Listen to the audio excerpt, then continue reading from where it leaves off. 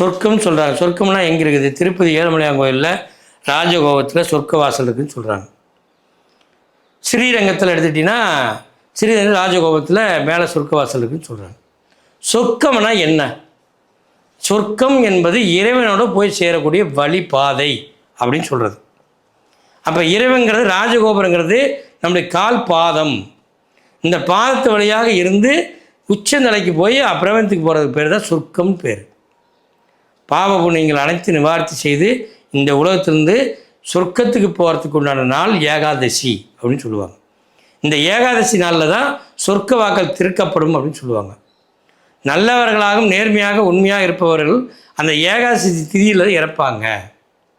அதெல்லாம் அவங்க சொர்க்க வாசலுக்கு போவாங்க அப்படின்னு சொல்லுவாங்க.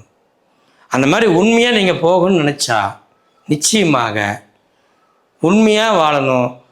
அதாவது நம்மளுடைய வாழ்க்கை நேர்மையாக இருக்க வேண்டும், உண்மையாக இருக்க வேண்டும். நாம் செய்கிற செயல் நன்மையாக இருக்க வேண்டும். தான தர்மம் நிறைய கொடுக்கணும். நம்ம சிவனோட ஆதிக்கத்திலேயே இருக்கணும். அருள் மூலிமா நம்மளுடைய சக்தியை உணர்ந்துக்கிட்டே இருக்கணும்.